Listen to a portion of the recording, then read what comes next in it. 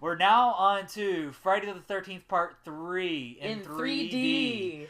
Also, for me, known as Disco Jason. This is Jeremy. This is Annie. And this is a trip to the video store.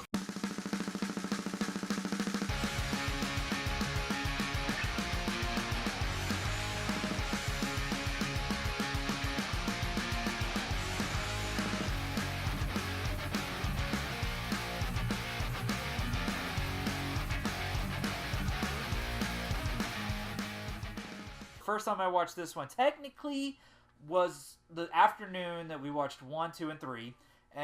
But here's the funny thing is after we finished 2, we didn't really want to watch part 3. We wanted to go play Friday the 13th. Not the NES game, our own version. And we talked about this before. One of the fun things about this movie was the fantasy of getting to go to camp. Yeah. So we lived in an apartment complex called Woodland West Apartment, but we had a golf cart that we would pretend was our Jeep that we were driving to Camp Crystal Lake. We would pretend like we were stopping to go pick up our girlfriends. We would describe our girlfriends and like, this my girlfriend looks like this, my girlfriend looks like this. We would stop off at the local convenience store, which is actually our laundromat. We didn't drive the golf cart around; we'd have gotten in trouble. But it was parked on an apartment complex laundromat. We'd get out, pretend like that was the front of the store. Somebody would play Crazy Ralph. He would come out and warn us. The laundromat was connected to the pool. Was the lake, obviously. Nice. Yes, Nice. And we had this whole thing mapped out. So I did not watch part 3 that day. But anyways, the time when I finally did watch it was at my friend Joseph's house, and we rented it because I hadn't seen that one yet. And Jesus, I was disappointed. That one is, I agree. It's not the best out of the. I like to think of the originals as 1 through 4. Yeah. That, to me, is the original series. 3, he gets his mask, and that's cool, and I appreciate that and everything. Definitely. But as soon as the disco theme kicked in, I was like, what's happening? And they're clearly in California. This whole movie, you see palm trees when they go to pick up Shelley's date. Vera, yeah. Vera, and the acting, and it's Steve Miner, he's back directing it, but he just does not seem like he wants to be there. Yeah. It definitely does not have the same feeling that 1 and 2 convey. Yeah, and the whole movie, the lead actress, the character's name is Chris, thank you. I want to say Chris, but I was thinking of, I was thinking of another character. She keeps hinting at this terrible thing that happened to her. This terrible thing happened to me, and I don't know if I can face it, and I've got to come back. And ultimately, it's revealed that Jason attacked her, but she's like, I can't remember what happened. And it's like, oh, this is going nowhere. Yeah. Some fans put that into their timeline, and they try to make it make sense. Yeah. But they're not at Crystal Lake. They're nowhere near. It doesn't look like they're anywhere near Crystal Lake. And this takes place. So a couple of days. We talked about this earlier. After part 2, so it's like part 2 happened. They picked up Jenny. Forrest is here with us, in case you were wondering. Right. So they pick her up, and then later that night, the shop owners, Harold and what was his wife. I don't know. Yeah, they're watching it on the TV, and it comes across. Yeah, so that's that night. Yeah. So this is the next day. Yeah, because it's daytime. Yeah, after the so I think it's about 2 days removed. I want to say. It could be the very next day, but I mean, I would say I'm saying within a day or two. Because that happened at night. Yeah. And in daytime, they got killed at night. So it is it's about 2 days later. So this is Sunday the 15th or something. But that's not a very catchy title, so. Right? Just talk about location, because so many things have changed now. We're at Higgins Haven. As opposed, which I guess is Chris's parents' ranch. Right. It's like their land or whatever, which is supposedly on Camp Crystal Lake, I'm guessing. No, it's supposed to be somewhere near there, but that's clearly not Crystal Lake. Right. It doesn't. I don't even think they try to pass it off as it is. Okay. Maybe they do, but I'm I just pretend no, it's its own little pond. Right. Because it's clearly not even a lake. It looks like a swamp. Yeah, especially in the end, when she's pushing that stuff away, it just doesn't. Yeah, it doesn't look like a lake. I know we're rushing through this, and it sounds like we're crapping on it, but I mean, other than him getting the mask and a couple of kills, this movie doesn't do a lot for me. No, and I would say a lot of it is. Even with the dialogue, okay, like the young lady that sits in the front of the truck, they keep hinting that she's pregnant. pregnant. It's like, whoa, I'm pregnant. Whoa, I'm pregnant. It's like, dude, we get it. But they don't go anywhere with that. Yeah. And they keep talking about how much they like sex. And like, and it's so cheesy, though. Because like, we love sex. Sex. But then they never even really go anywhere there. Right. They don't even, you know what I mean? Yeah. And this whole thing about the hammock. Oh, it's the hammock. It's the hammock. I'm like, I got it. They're going to have sex in the hammock. Yeah, exactly. I mean, it's just kind of, the dialogue, I would say, is very much lacking in this movie. Yeah, and then, like, that's speaking volumes. Yeah. When like, Friday 13 fans are like, Yeah. And the truth is, and this is just coming from, like, 10-year-old me, too. This was the movie I tried to keep my friends away from. Because you didn't want to disappoint them in the series? Or? Yeah, I kind of felt like when people talked, like, would say, all Friday 13th movies are kids going off into the woods, getting stoned, and getting killed. I felt like this, they must be talking about part 3. Yeah, because it is, even the stoners in the movie, they're dressed like hippies. And and I'm thinking, like, and another thing, too, is because I think a part of it comes to, there's the fantasy of going to Crystal Lake. Yeah. There is no Crystal Lake. It's a ranch in California. It's clearly a movie ranch in California with a crappy lake. Yeah. And their party is so goddamn boring. Chris leaves. Yeah. Chris invites everybody out there, and then she leaves. And another thing, I'm sorry, like we said, we're not trying to rip this movie up, but Chris as a character, I'm sure, this is no offense to Dana, who played her, but the character of Chris is so annoying. The whole movie, she just keeps talking about this thing that happened to her that she can't possibly... the entire movie. And how in the world did she ever escape Jason? I mean, if he would have really caught her, there would be no Chris. Now, here's a couple things that I will give it credit for. The barn scene is cool at the end. When she fights him? Yeah. Richard Broker was pretty good as Jason. A lot of people say he was, like, the best. I'm like, no, he was good. He was good, but I wouldn't say he was the best either. He gets his mask. That is cool. Very cool. There is one of the bikers had a brief cameo in Fright Night as a bouncer. That was cool. I didn't know that. Yeah, Ali. I think they... Okay. Yeah, he was... remember whenever Chris Sarandon is taking Amanda Bierce. Yeah, he calls him Chicken Man. Yeah, he's like, I got this. You ain't going nowhere, Chicken Man. Oh, that's funny. Do you realize I didn't even recognize it. You recognize it now? Yeah. That's funny. So he gets killed by Chris Sarandon, and he gets killed by Jason apparently twice. Yeah. But other than that, I'm trying to think. I will say the handstand kill was awesome. The handstand kill and the arrow to the eye, it was awesome. And when Donnie, I keep mentioning this friend Donnie that I had, he was the one that turned me on to all of this. When he told me the story, like 1, 2, 3, and 4 as a collective, like one big long story. And then Jason, and even described it, how Jason crawled through the woods. And I think, I wanted to see this movie so bad. And he talks about the handstand kill. And then I watched it, and I was just like, so...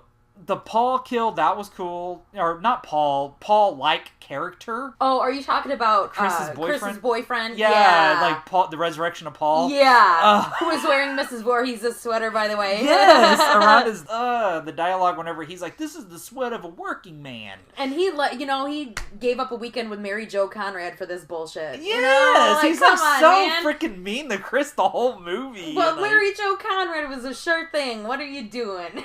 And there's like this whole like weird thing with their dialogue wherever they're in the van, and she's like, what do you have in that thing? And he's like, I can't even say it like them, so okay, you ask me, what do you have in that thing? What do you have in that thing? My whole world. Where they have Stick around, you'll see. Yeah, these very weird gaps. Yeah. She's like, in that little thing? Stick around. Yeah. You'll see. Right. Yeah, so anyways, we're shitting on the movie, and I apologize. Here's one interesting thing. Jason doesn't come out of the barn until he gets his mask. He hides from the kids. So I think that says a lot about Jason. That's pretty cool. I don't know if he was really hiding from the kids. I think he was busy killing Shelly. That's what I always assumed. Because he gets to that barn early. He's watching everything through the windows. Oh, okay. I thought you were talking about when he actually gets the mask. Yeah, but once he gets the mask, he comes out and he starts killing and stuff. So there is still like this vibe where Jason's on the run. Yeah. And he's kind of hiding out. Yeah. And he's kind of trying to get back to his place. Right. But then once he gets the mask, and he kind of, he's no longer in survival mode. Right. So that's the one thing. You do start seeing Jason as the full-fledged character. I agree with you. Definitely in this one is more reminiscent. When you think of who is Jason, if you just ask when he actually gets the mask. Yeah, but once he gets the mask, he comes out and he starts killing and stuff. So there is still like this vibe where Jason's on the run. Yeah. And he's kind of hiding out. Yeah. And he's kind of trying to get back to his place. Right. But then once he gets the mask and he kind of, he's no longer in survival mode. Right. You do start seeing Jason as the full-fledged character. I agree with you. Definitely in this one is more reminiscent. When you think of who is Jason, if you just ask anybody randomly, this is where it all started, was part 3. Yeah, so I say if you're going to watch this movie, you're renting this movie from you're renting it from the video store. Other cool thing, great cover art. Yeah. Part 1, I think, has the best cover art, but this has Part 2's cover art sucks because it's just Part 1 without the graphics. It's even Mrs. Voorhees' silhouette. Yeah. This one has a really cool poster with Jason stabbing through the shower curtain in 3D. And I remember seeing the cover art for that and being afraid to watch it. Yeah, and then also the Friday the 13th being spelled out in wood. Yeah. I thought that was cool. That is cool. And I have the NECA Friday the 13th 3 Richard Broker figure, so it's not that I hate this movie. No, it's just comparing it to its predecessors and what follows, it's not the best. I just get the vibe that they had an obligation to make a Friday the 13th movie. Yeah, right. Let's make another one. Yeah, that was it. And I felt like with Part 2, Steve Miner was getting his start as a director. He had been around for a long time as a production assistant and a producer and all kinds of different things for Sean Cunningham. So it was his turn at the camera.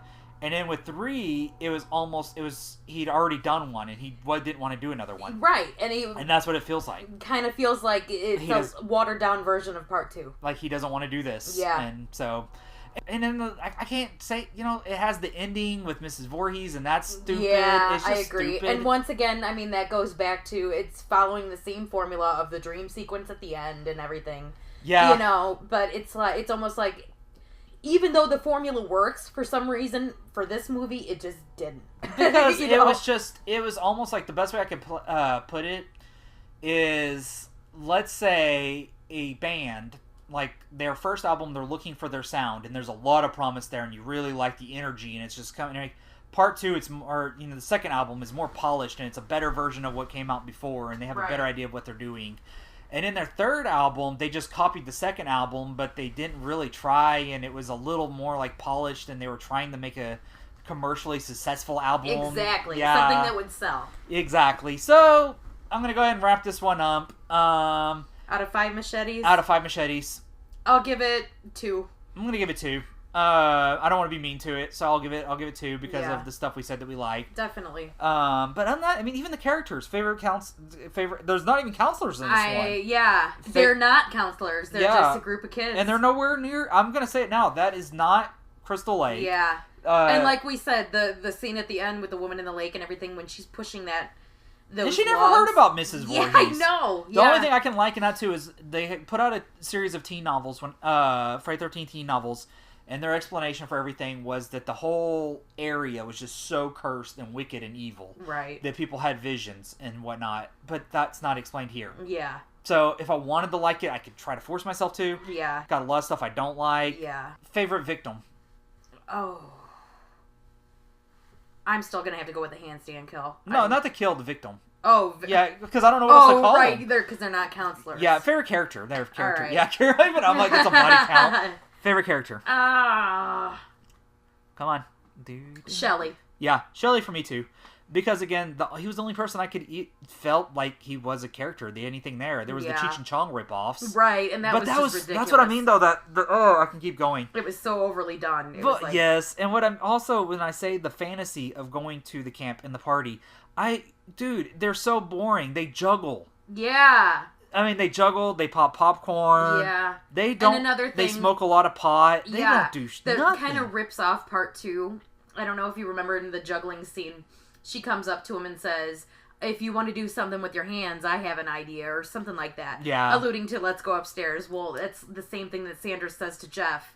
Yeah. In Part 2. And then that whole thing, too, where he's like the yo-yo. Yeah. And she's like, let's go get some exercise. This is all the exercise I need. Yeah. And it's just like, Or like the whole part, they went skinny dipping, and I'm not skinny. But then you clearly see them dry. Yeah. And nobody got in the water, and she's still fully clothed. Right. Because she's showing her the hammock. But anyways, we're crapping on the movie again. So, 2 machetes. If you like it, awesome. Post your reasons why. Comment. We're going to go ahead and return this one to the video store early. It's a 5-day rental, but we're going to return it the next day so we can hurry up and rent Part 4. All right, this is Jeremy. This is Annie. Be kind, rewind. Later.